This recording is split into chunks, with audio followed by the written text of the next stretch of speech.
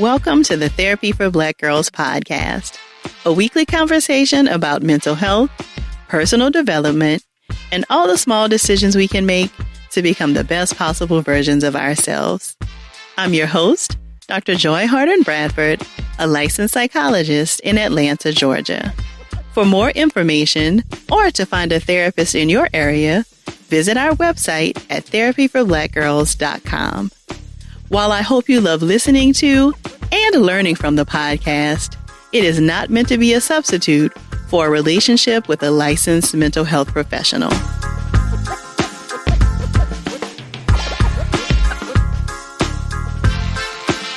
Hey y'all, thanks so much for joining me for session 344 of the Therapy for Black Girls podcast. We'll get right into our conversation after a word from our sponsors.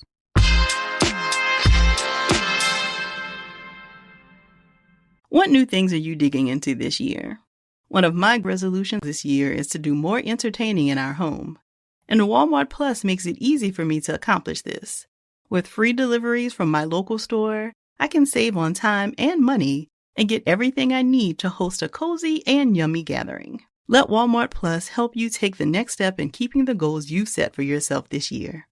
Get $50 Walmart cash to save your resolution when you join Walmart Plus today at walmartplus.com. Terms apply. See walmart.com/plus for details.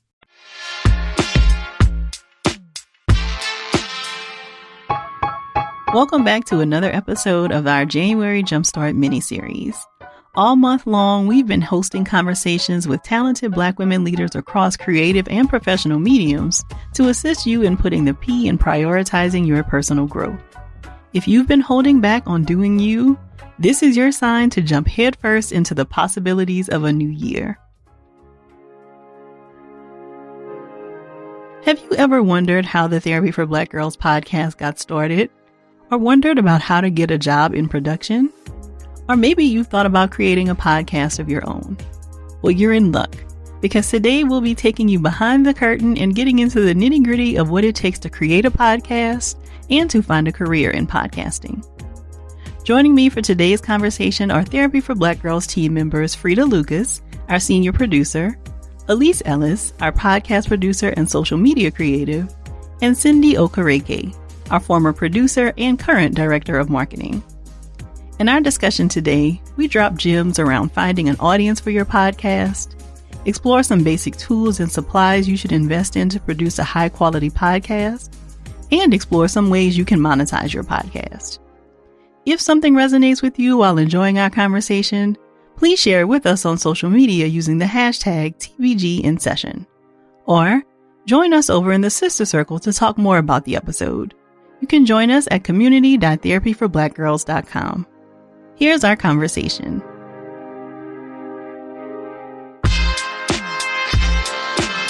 I am very excited to be joined again by several members of the Therapy for Black Girls team. So if you would, as we always do, go around and introduce yourself and your role on the team. We'll start with you, Ellice. Hey everyone, my name is Ellice Ellis and I am the podcast producer, and then I also produce creative assets for Therapy for Black Girls as well. Fredia. What's up, everybody? I'm Fredia, the senior producer here at Therapy for Black Girls. Been with the team 2 years and I've been podcasting since 2016. And Cindy. Hi, I'm Cindy. I am a producer for Therapy for Black Girls, but I've now also transitioned into our marketing role. So I'm the director of marketing for Therapy for Black Girls. We love a good transition. So I'm happy that you all have joined us today, because this has been on the books for some time, making a podcast about making a podcast.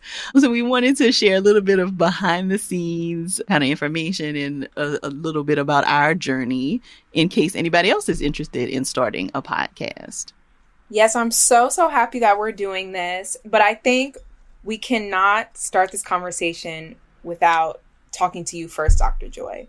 So starting from the very beginning, can you tell us a little bit about how the Therapy for Black Girls podcast was created?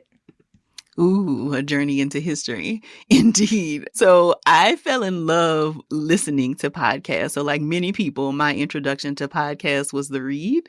So before Therapy for Black Girls was my full-time job, I had a 45-minute to an hour commute both ways to Clark Atlanta University. I was the director of the counseling center there. I would just spend that time listening to podcasts, mostly the read and Serial, I think a couple of others. And it just felt like such a beautiful conversation. Like it just felt so intimate and like it just really passed the time. And I was already blogging on the Therapy for Black Girls website. And I thought adding the podcast could be another great way to like share mental health information. Luckily for me, my husband has a background in radio production. And so I knew I had an in-home producer. I did not have to go out to find somebody who would be producing the podcast and making it sound nice. And so I played with it for a while. Like it took me probably several months between when I like had the idea and like when the first episode came out, because I was really nervous. Like, what am I going to be talking about? Like, what is all this even going to do? And in the meantime, though, I took a class called the Healthcasters. So Dr. Melvin Voorhees is a psychologist who had a class teaching therapists how to be podcasters. So I took his class, I went through all the modules, felt really prepared, and then we finally put the first episode out, I believe, in April of 2017. You see, that's some backstory that I didn't even know. So I know our audience will be appreciative of it. So you talked already a little bit about how you guys went from like a dynamic duo and now we're kind of a band of rock stars. How did a recording of a TBG episode look different from when the show first started versus now? Yeah, so I'm still recording in a closet just because the acoustics are the best. So it's a new closet because we moved home since we started the podcast, but I'm still recording in my closet. And the addition of the band of rock stars, as you mentioned, I think has just done nothing but make the podcast even better. Because while initially it was just me thinking about what kinds of things do I want to talk about and like getting suggestions from the audience, and now we have a team of people who can do research and give suggestions. We're thinking through episodes like months ahead at a time, which is really cool. That's probably the biggest difference, is that when the podcast first started, from week to week, I would be likely on Tuesday evening, like in the closet recording for what would be coming out on Wednesday. And now we are typically 4 to 6 weeks ahead in terms of releasing episodes. So that has been great, I think, in terms of the quality of the content, but also my stress level is far decreased because we already know what's coming out each week, weeks in advance. So I'm going to shift this question to everyone because Dr. Joy, you talked a little bit about planning for the future, having an editorial calendar and things like that. What are some of the other steps of the production process for this podcast? Fredia, Cindy, myself, feel free to take the floor.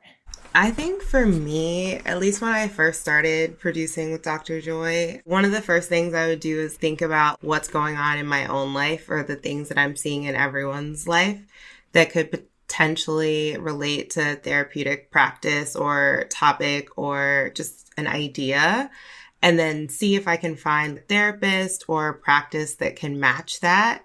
And then just paying attention to trends that you're seeing, like conversational trends. A lot of things cycle and we go through things as like a community or a group. And that's a way for us to kind of find ideas of how to address our audience's needs. Because for me, like this whole thing is about being in service to the audience. And so thinking about them first and then what is it that they need and like what's going on in the world or in their worlds or in this particular life stage for them. And then finding a licensed professional to match. Building off of what Cindy shared, so every week for Therapy for Black Girls, we have a weekly production meeting. And during our weekly meeting, we talk about what episodes we have in the pipeline, and then also what episodes we're dreaming about and imagining. And so if you're listening to this and you're thinking, oh, I'd love to start a podcast, let's say you want to do a podcast on movies. And you wanted to plan out content for, well, let me preface this. Therapy for Black Girls produces on a weekly basis. Now, we are a rock star of teams, as Ellice said, right? So if you're starting a podcast, let's say you want to do one episode a month. Okay, let's start there. If you want to do one episode a month, having some kind of meeting with yourself or with whomever you're collaborating with, whether that be a co-host or someone else, producer, engineer, on, okay, we want to do this podcast on movies. We're starting in the month of February or March. If we think about the remainder of the year, what might be topical, but also relate to our film? So if we know we're releasing in March, do we want to look at a St. Patrick's Day movie? Do we want to look at a movie that's something related to what the larger zeitgeist or the community of people that you are trying to reach might be interacting with, thinking about, or engaging? So that way you can also make content based off, oh, I just watched this movie, I loved it so much, and then I'm going to release it and hold on to it. But also you can create content that you can anticipate your audience might be interested in or wanting to do, and prepare for that as well. So our weekly production meetings is a combination of that. Dr. Joy will be like, I just watched this show on X and X streaming platform. Can we get in the studio and talk about it? It's a yes, of course. And it's also, hey, in a couple of months, it's going to be Mother's Day. What topics related to Mother's Day might relate to our audience? And the cool thing about that is moms is a big topic. We might decide, oh, we want to talk about people who have lost their mothers. Or we might want to talk about people who don't speak to their mothers. Those are very different topics as well. And having the intentionality to prepare for that allows you, I think, to have a better work-life balance, like Dr. Joy said, but then also have a lot of fun because you can spend more time working to bring your ideas to life. Similar to what you said at the beginning, for me at least, and I think this is my favorite part of the production process, is research. There are so many experts out there, whether they're licensed mental health professionals or, if we have an episode about what it's like to be a woman in sports, or if we're looking to talk to Black women who have a knowledge about gardening, there's so many guests. And so going through that process of looking at the interviews they've done in the research and talking to the team and finding that right fit is, I think, really crucial to the production process. And ever since I've joined the team, I've really enjoyed discovering, okay, who is the right fit and defining the types of guests we want to be on the show. So I think that is so important to any podcast, is defining what are the types of guests we're looking for, what our voice is. And yeah, it's really exciting when you have to go through that research process and discuss it as a team. It's definitely fun for me, at least. Can I just add to the importance of research? And I would love to encourage more people in podcasting to be research-based. Your lived experience is incredibly valuable, and having additional research to support the experiences that you have dealt with firsthand only amplifies your impact. So I feel like each of you have talked about being of service to the community and paying attention to what your community needs. But I think this is where lots of beginning podcasters struggle the most, is where is my community? How do I even find people who will enjoy the podcast? So what tips would you give to people about how to actually find an audience or to tap into an existing audience? What kinds of things do you think have been really helpful? I'd say, when I think about therapy for Black girls, and then I've also started my own podcast outside of this, I always try to lean into, one, knowing that all of your friends and all of the people who support you, they may not be your audience. So I think that's one thing that you have to be considerate of. But then find yourself thinking about the communities in which you already connect with, and what people, what guests, what topics lie within that. And so, for instance, this podcast exists within the mental health community. So obviously we're going to choose therapists, a great guest who is notable, or they have a great mission, but then you have to walk it back and it's does this align with the type of content I want to put out? And so I think being very intentional, and sometimes for me, I even think about the endpoint and what that will look like. So as someone who works on social, it's what would the caption be if this guest came? What would the title of this episode be? What would the description be? And does that align with what this podcast is or what I want it to be? Who is our ideal listener? And do you think they would click play on this episode? And I think for any podcast, it's really good to balance being creative, being daring, taking risks, but also serving your audience and continuing to align with your intention. So I'd say look for guests and topics, not to copy other people, but if you're a part of the Facebook group, okay, what would these people like? And would they listen to this episode if I view them as ideal listeners? Or if I follow an Instagram page and I'm like, man, I would really want to be featured on that page. I would really want my podcast to be aligned with that. What would that group of people lean into? So I think asking yourself those hard questions and always remembering, like, what is my end goal? What is my intention? And does this topic or does this guest align with that? I would say what I've observed to be the most beneficial and high impact when it comes to building a community is already being a part of one. And so what I mean by that is I think the shows that I've worked on who have built the strongest community, the hosts themselves have had a 360 approach to that topic. And what that might look like for a 360 approach for therapy for Black girls, Dr. Joy is literally a therapist. She knows therapists. She identifies as a therapist. She was working, as she mentioned, at Clark Atlanta in relation to the mental health space. So she created something based on the community that she was already a part of. For another show I worked on Content Queens as the executive producer. Content Queens was about being a social media creator. The two hosts of that show are content creators. So they already know content creators. They know what content creators are thinking about and what they're looking to do. And so when they went to go find an audience, their audience was already the people who are looking at them because those people aspire to be content creators. A lot of the people who are listening to Therapy for Black Girls identify as therapists or people who are studying to be therapists, very much so. And so on the flip side, for individuals who I feel like were not as strongly connected to a community, it was very hard for them to market the show because they were relying on their family and friends who do not identify with that respective interest of theirs or that area of expertise that they have. And as Ellice mentioned, your family and friends simply may not be your target audience because they may not gain any benefit or it's not the kind of educational resources they're looking to pour into their lives. Identifying who you are, what groups you belong to is imperative, I think, for the success of a podcast, especially because it is a new medium. And we know that not everyone within your community may even be listening to podcasts, right? And so it's a double of, is this an area that I'm interested in learning about? And now it's on a platform that I have to learn about as well. That's a double education for a consumer. Whereas if I'm already kind of into the vibe of what you're doing, I like TV, you're making a TV podcast, we're in a TV group or what have you, I might be more inclined to then learn more about the podcasting medium and indulge in the art that you're making. All of that's super well said. And like, for me, just the added piece is like always returning to that core question, because what you're really aiming to do as you're building a podcast or any sort of social media platform or any platform really digitally in this day and age is like you're looking for that 1,000 true fans.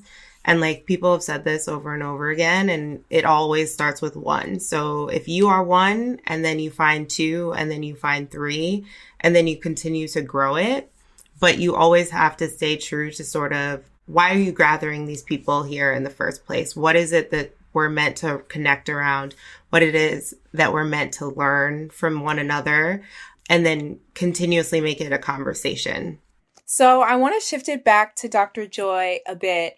And like we said, you went from a duo to a team of rock stars. How did you grow to a point where you were able to hire a production team? And what were you looking for in producers?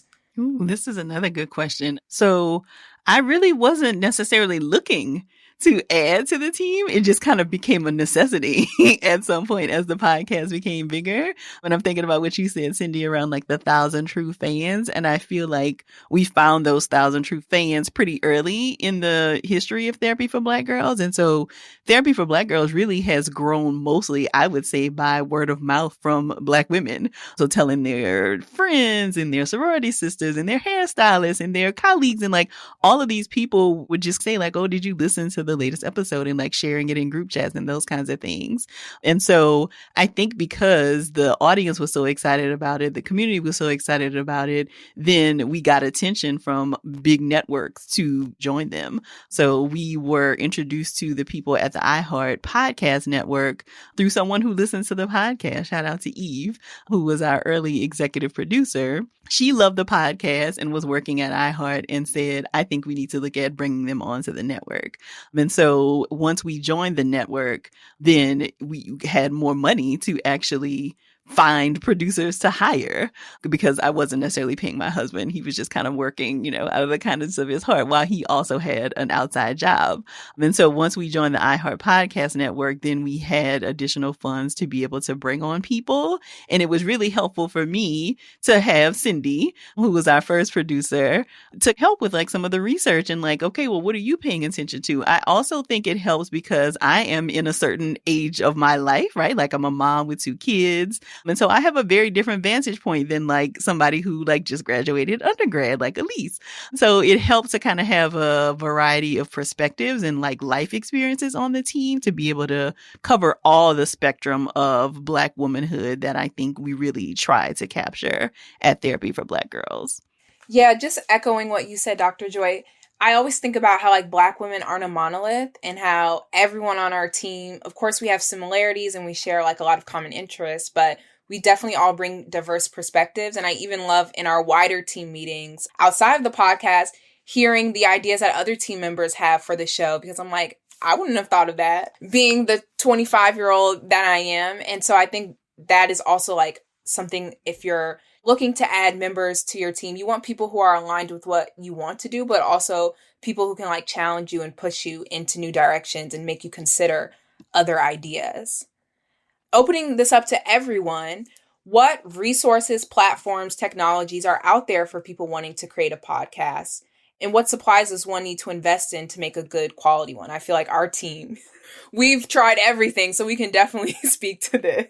So I will start by saying having a good quality microphone should probably be your first investment, just because a podcast is an audio first endeavor. And so people who enjoy podcasts, I feel like are sticklers for like good sounding audio. And so if you're wanting to get into the podcast game, then I think a quality microphone, and it doesn't have to be like a $500 microphone. My first microphone was a deal I got on Black Friday. I think it was like $50 or something like that. So there are definitely different levels of microphones. But when you think that you're going to be serious about podcasting, then I think that the first investment should be a quality microphone. And then you will need somewhere to like record the audio in. So there are lots of different hosting platforms that you can use to host your podcast. So Libsyn is the hosting software that we used when we initially started Therapy for Black Girls. Now we are on Omni, which is who iHeart Podcast Network uses. But there are tons. There are so many different hosting platforms. And the hosting platform is what will allow your podcast to be pushed through to all of the places. So Apple Podcasts, Spotify, iHeartRadio, like all the places where you see podcasts, that is because the file is hosted somewhere else and then pushed through to these other platforms.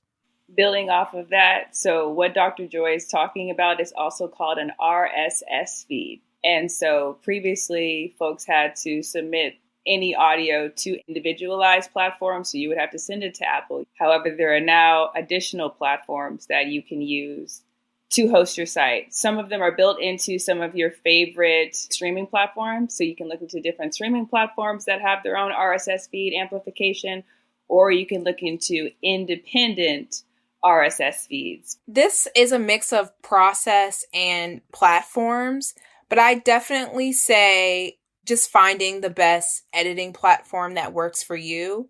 I think if you're a more interview-based show, then you might want to look at a platform that allows you to edit in like a transcript mode and not based on waveform, because a lot of times you want that editing to be quicker and more efficient. But I think that's a process of trial and error and kind of researching, talking to other producers, what does their show use? Because if you're a narrative show and you want to add in natural sound and music, and all of that is very crucial to the story you're telling, then you might want to use something more waveform based. But yeah, I think that's something very important to consider, like what type of show am I and what's going to be the most beneficial to my editing process. And for the folks brand new to podcasting, when Ellice says a waveform, that means it looks like a dancing ocean wave. While you're talking, a waveform looks like an ocean wave going up and down depending on how your voice is fluctuating. Okay, so you can edit looking at an ocean wave of your voice, or you can edit looking at a transcript, which means you would, in the same way that you be on certain social media apps and you can see what people are saying, you get that caption, that subtitling, you can also edit your podcast using platforms like that. So those are things to keep an eye out for, I should say. I mentioned a little bit about this in my answer, but talk to us, everyone, about the different formats a podcast can take and how one should choose which route to go. So whether that's video leaning versus audio leaning, or are you a show that wants to have a script and be more narrative, or are you an interview-based show? Talk to us about those differences. I think one of the key differences for those is a time and resources perspective. So like anything that's more video leaning, I would say budget 3 times the amount of time on the edit, just because video files are a lot larger. It's a little bit more complicated to make it look natural if you're cutting certain things.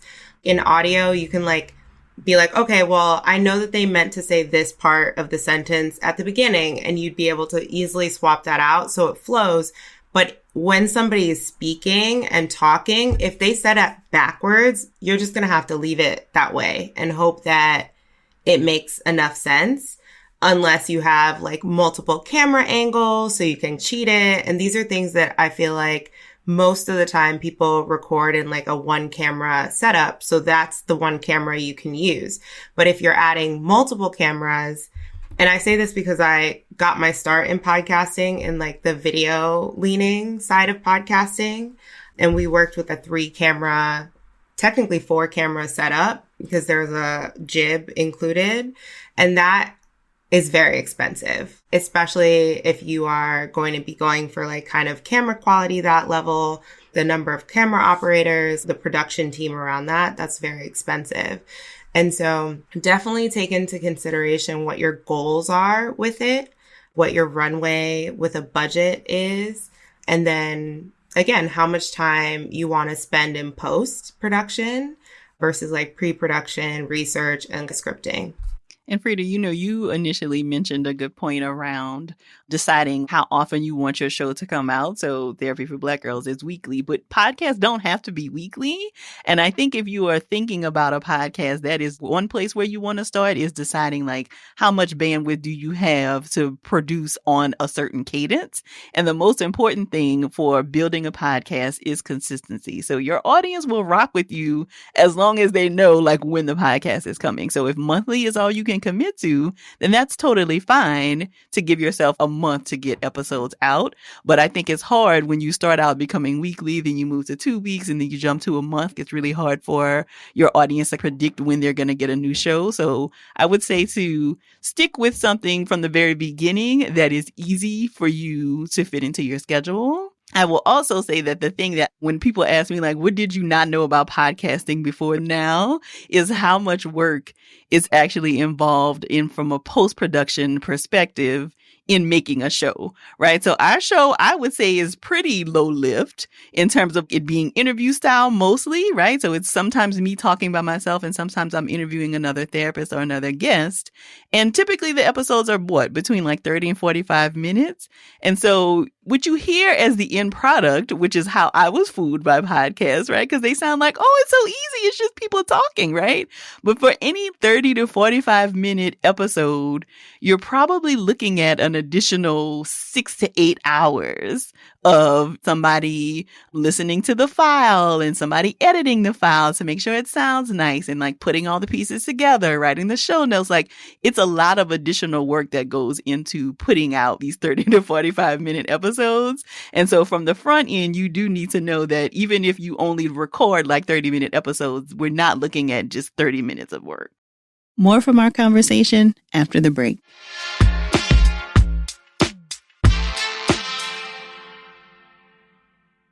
I'm always on the lookout for beautiful luxury pieces to add to my wardrobe without breaking the bank. I recently discovered Quince and have a feeling it's going to be one of my new favorite places to shop. Quince offers a wide variety of high-quality items in a variety of sizes with prices that are within reach. You can find things like washable silk tops and dresses, organic cotton sweaters, and even 14-karat gold jewelry. And the items are priced 50 to 80% less than similar brands. In my first order, I got a black 100% Mongolian cashmere sweater that has quickly found its way into rotation. I've worn it with slacks to church, with jeans for brunch with a friend, and also wrap up in it on chilly days when I'm lounging at home in sweats. It's perfectly oversized and not scratchy, which is a must for any of my sweaters. I've already started plotting whether my next purchase will be this sweater in brown or one of the cute crossbodies I saw. Give yourself the luxury you deserve with Quince. Go to quince.com/TFBG for free shipping on your order and 365-day returns. That's QUINCE.com/TFBG to get free shipping and 365-day returns. Quince.com/TFBG. Yeah, I think that's definitely something very important to consider. What you hear on Apple Podcasts or Spotify is not what is coming out of a recording session. And I think a lot of people do think podcasting is quote unquote easy. It's like, oh, it's just talking into a mic. But the best shows like ours have such a robust production process. And you said, Cindy, that is something that you have to think about when choosing your format. Do I want to put in a lot of effort to find a studio where I can do video and do these video edits and work with an editor and give them notes and all those different things? So I definitely think that's something important to consider. And then, as we all mentioned about like audience and community, what is going to be the most beneficial for them? Are you talking about a subject matter that is just so popular on YouTube that, you know, whether it's video only episodes or both video and audio, you have to do something that aligns with YouTube's format? Is your episode teaching people how to cook or how to do something visual? And do you have to have that visual aspect? Or do you have so many great gems in your episodes that you need to break it down for people and be on a platform like TikTok where they can see those bite-sized pieces of information? Are you Gen Z focused? And studies show that they prefer shorter form content. So I think you also have to take your audience and community into consideration as well. Circling back to Dr. Joy, and you talked a little bit about this. What are some things you wish you knew or considered before starting a podcast? And also for our producers, what are some things you wish or considered before becoming a podcast producer? I think for me, the biggest lesson is the amount of time that it actually takes to produce good quality audio. Like I said, I think some of the best podcasts make it sound very effortless. And then you get on the other side and you realize like, oh, okay, this is this is a lot of work. I think the other thing that I wish I would have known beforehand is to account for breaks. So we are pretty much like an always on kind of podcast, but I do think we are able to take breaks sometimes because we have so much of a back catalog or a queue of episodes that we release. But I think thinking about like when you're going to want to give yourself breaks ahead of time before you start is probably a really good idea. When I started off podcasting, I was hosting my own show, executive producing my own show. It had a video element and multi-camera situation. Just jumped in feet first, head first, all the body jumped in the water. And we wanted to be a weekly podcast. We wanted to be a weekly podcast so bad. And we're like, how are we going to do it? You know, we'll just record and then we'll release. It'll just come out. We ended up realizing, to your point of Dr. Joy about having breaks, that would mean for the 10 weeks that we were recording and releasing, like we would be doing 2 jobs at once. And so we ended up deciding that it made more sense to do something that's called batch recording. So we recorded all the episodes first, and then we took a small break because we were tired from doing all that recording, took a small break, and then we went into post-production. We were producing it and getting it out on a weekly basis. I would recommend batch recording for people starting off in production for the first time, because the lessons and opportunities of going through something the first time is enough without having to worry about putting it out. Putting it out, it's more work than you think. And so giving yourself the opportunity to have X amount of weeks, if you're a 10 episode podcast, I might recommend you do a 12-week batch recording period. You give yourself 10 weeks to do each of the respective episodes. And then you have 2 additional weeks on those weeks that either you don't want to because you're tired, or also you can build that into 2 weeks of rest before you get into the editing of all that you've just recorded. But for people who are starting out, definitely pacing yourself and figuring out on a weekly basis, in the same way that you plan for work, or you plan to make dinner for your family, or you plan to go to the gym, planning when in your schedule it's going to work for you to do this, as opposed to just thinking that you're going to have the energy to do part 1 and part B on the same day. Because I'm going to tell you, you're really probably not. I definitely agree with that. And I think for me, I started in an interesting way. So I was primarily like in the marketing side, but I mostly worked on larger productions. So for me, like becoming a producer for just audio at the time was learning how to scale back with an understanding about like where you could possibly scale to. So I feel like I did the opposite of a lot of people who start out in audio. And so because of that, I think I always knew how much time and effort and resources went into it. And so I'm never surprised when someone quotes me something or is like, it's going to take X amount of hours or whatever. I'm like, oh, I've seen that export before. Yes, that will take 12 hours. And the thing is, people don't realize that sometimes, like literally some camera, you recorded for an hour. And if that camera file is shooting in like 4K, like you literally easily could be there for 12 hours, just having it saved down, just to open it in Premiere. And I think it's the balance of that. This might be more of a trivial one, but when you're a podcaster, you consume so much media, whether it's your own show, watching things for research.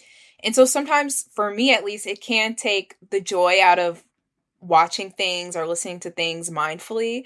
Because sometimes I'm always thinking about, ooh, this is a good idea for work, or we should talk about this on the podcast. And so I do think having your kind of decompression shows or podcasts that are just for you is really great. And sometimes at the end of the day, I don't want to talk to anyone because I've listened to like 3 to 6 hours of audio and been in recordings and been in meetings. And I'm like, whoo, these ears are tired. So I think that's just something to be mindful of. Like, yes, you can love podcasting. And of course, like I love the show I'm working on, but sometimes it's just like, whoo, I've listened to and I've consumed so much.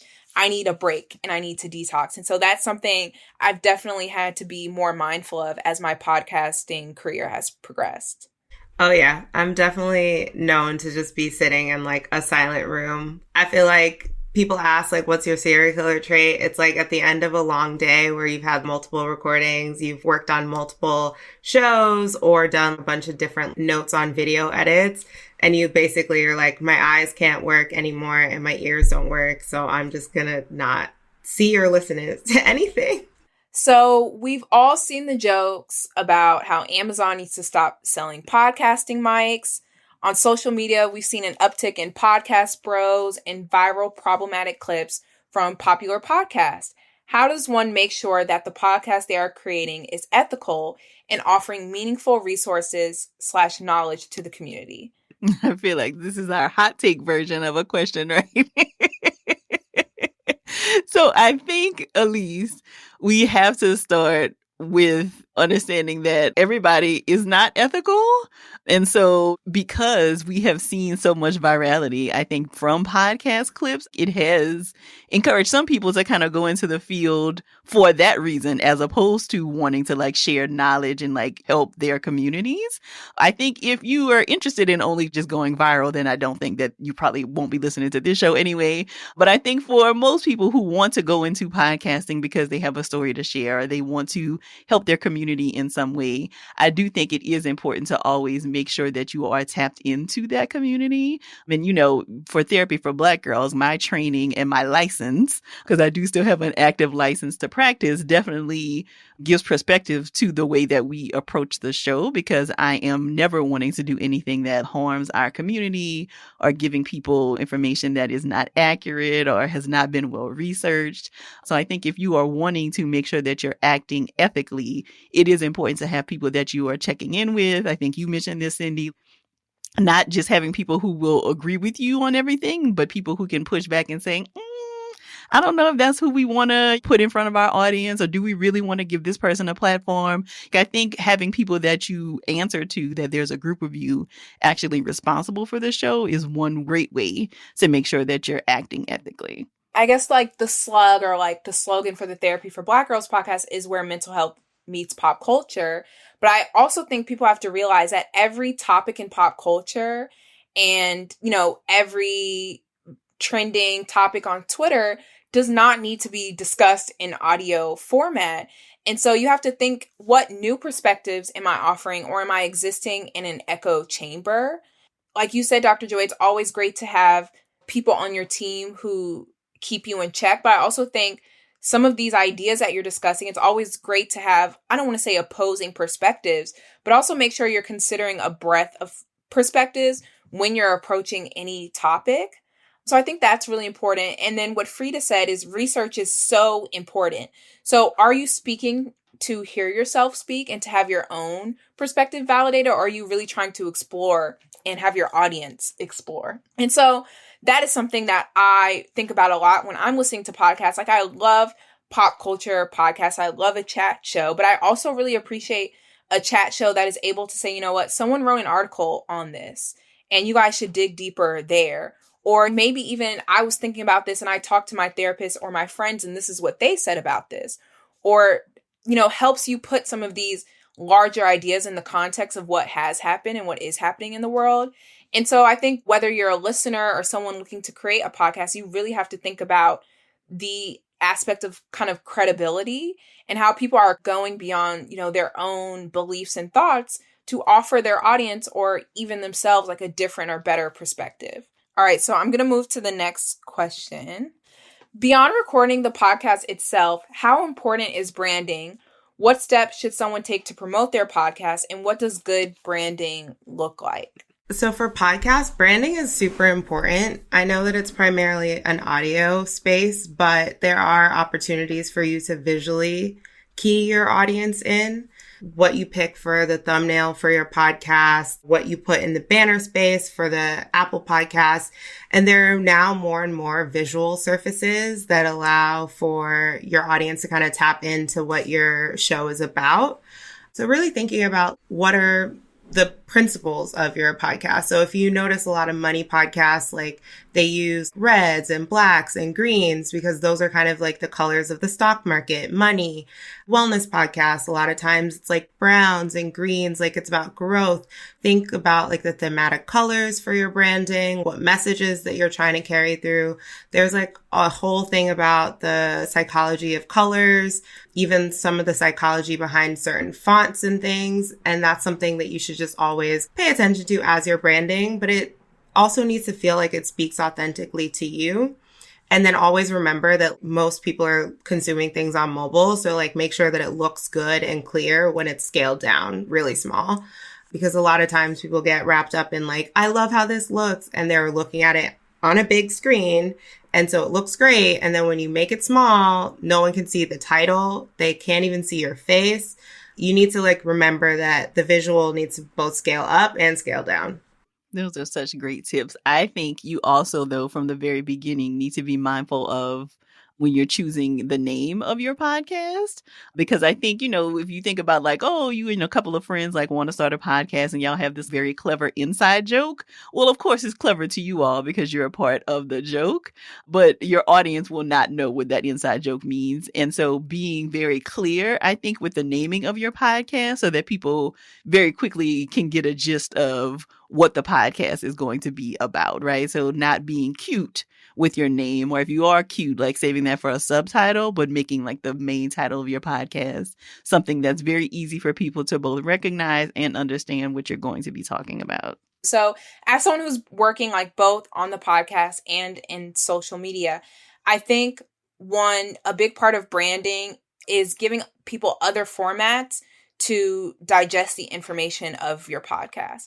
And so whether that means you're making TikToks about your podcast or graphics about your podcast, I don't think you can only rely on the full audio version or the full YouTube version. a big part of branding is like, how can I reach as many people as possible? And so you never know where a 30-second clip or 3 tips or a quote from the show, where that'll go. Someone could post it on their LinkedIn. They could post it on their Twitter. It could be, an affirmation that they say to themselves every day. And someone could be like, where did you hear that from? And so thinking about, of course, honing in on your audience, but other smaller ways that you can make your brand and your podcast successful is really, really important. And then I think something we do great at is having just a really strong tagline for your podcast and ways that you talk about your show. And I think that's a lesson in intention and not trying to shift and mold what your show is so a whole bunch of people can listen, having a very strong point of view and a very strong way you discuss your show so that everyone understands what it is, but also everyone can say, you know what, is this for me? Do I want to check it out?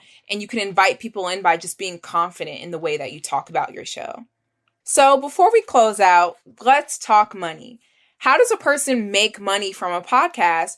And what does the process of working with companies and sponsors look like to do things like in-person events, build virtual communities, or just have money to produce their show other than what's coming from their own pockets? This is a great question, Elise. And I think more and more people are getting into podcasting as like a career. I didn't necessarily start the podcast thinking like I would be able to make any money from it. And it just so happened that I was able to turn it into my full-time career. But I think if you are thinking about it as a career interest, there are several different ways that people make money with podcasts. So primarily for us, we make money through ad revenue. So like I mentioned, we're part of the iHeart Podcast Network. I mean, you will hear ads on the podcast. So we're talking about shopping at Macy's or Tide detergent or those kinds of things. And so iHeart is responsible for getting those sponsors for us. And then we say yes or no to whether we want to work with certain sponsors. And then you will hear the ad show up on the podcast. But other podcasts make money through live events.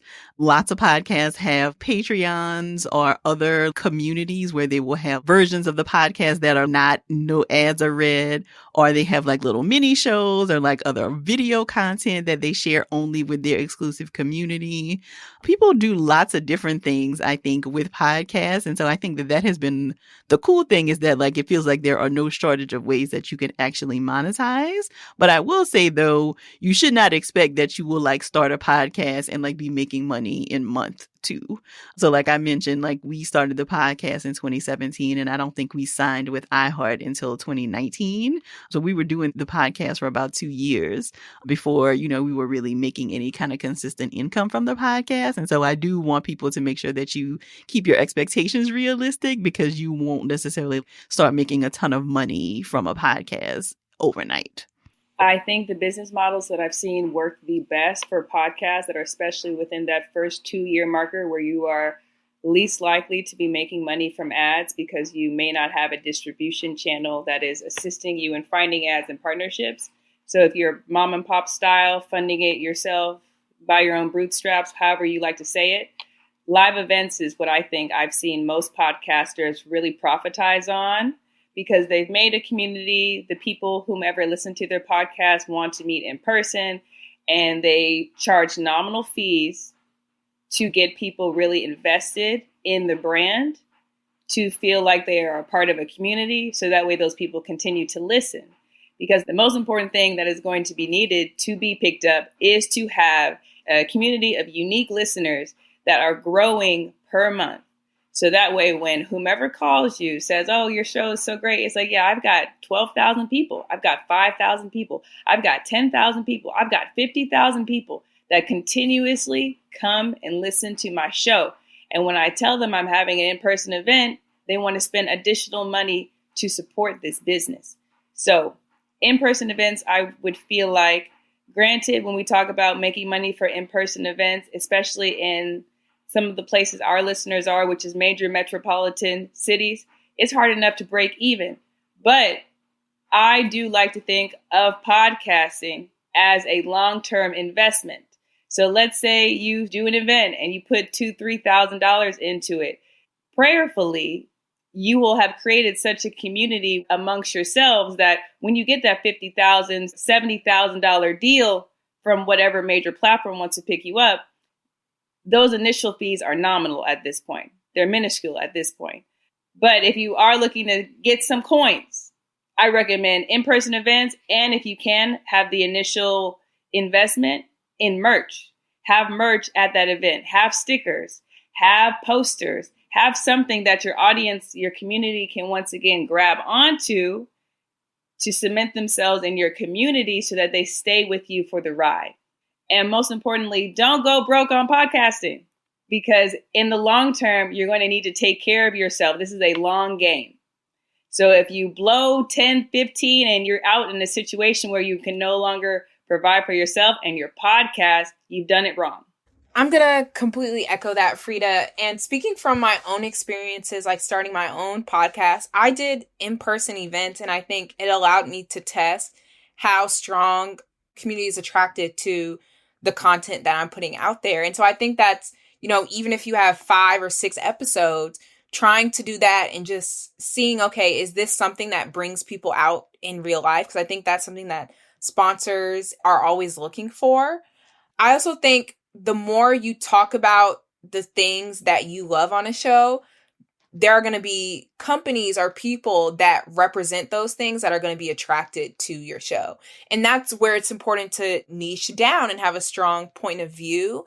If you're kind of a variety show, some companies don't know where they fit in when it comes to aligning with your show. But if you have a very strong point of view, whether you're talking about sexual health or budgeting, or you're talking about personal style, if you're able to showcase that, then it'll be no problem to get any type of company, whether it's a women's health company, or if it's a budgeting app, or if it's a reselling app, to say, you know what, this show is something that we want to invest in because our audience is aligned. So when you have such a strong audience and you take those steps to figure out what is that audience and what are the different ways in which they'll show up, I think, you'll start to see monetary value from your podcast. So we've shared just a wealth of information here. And I know everyone's going to be wondering, how can I keep up with this team of rock stars? How can I tap in with Therapy for Black Girls? So before we go, how can we keep up with your work and stay connected? What are your social media handles, as well as any website information you'd like to share? So you can just keep up with me at Essence of Sin, like Essence of and CIN. Or you can find me on LinkedIn, maybe TikTok. I'm trying to kind of social detox a little bit. So right now I'm mostly just active on Instagram and TikTok and LinkedIn. Okay, so for me, I would love to direct people to my LinkedIn. So you can find me on LinkedIn at Fredia Lucas. That's Fredia Lucas, Lucas. On LinkedIn, I'm trying to share more as it relates to creating in the podcasting space, share more insights on how people can begin sharing their stories, and also meet other podcasters who believe in creating magical art that benefits the world and fosters positivity. So please find me there. And you can find me most often on Instagram. I am at Hello Dr. Joy, both there and on Threads. You can find me on Instagram at ELLICEELLIS, and my website is ElliceEllis.com. All right. Thanks, y'all. Thank you so much for joining me and having such a great conversation today. I'm so glad Ellice, Cindy, and Fredia were able to join me for this conversation. To learn more about the work they're doing, be sure to visit the show notes at therapyforblackgirls.com/session344. And don't forget to text 2 of your girls right now and encourage them to check out the episode.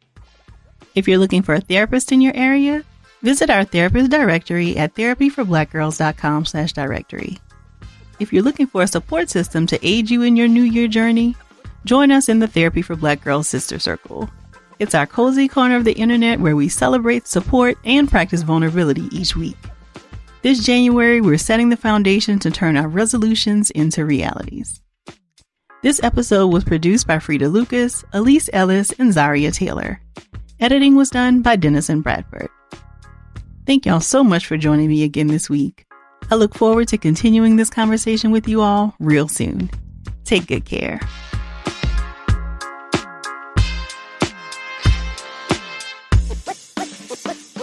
What new things are you digging into this year? One of my resolutions this year is to do more entertaining in our home. And Walmart Plus makes it easy for me to accomplish this. With free deliveries from my local store, I can save on time and money and get everything I need to host a cozy and yummy gathering. Let Walmart Plus help you take the next step in keeping the goals you've set for yourself this year.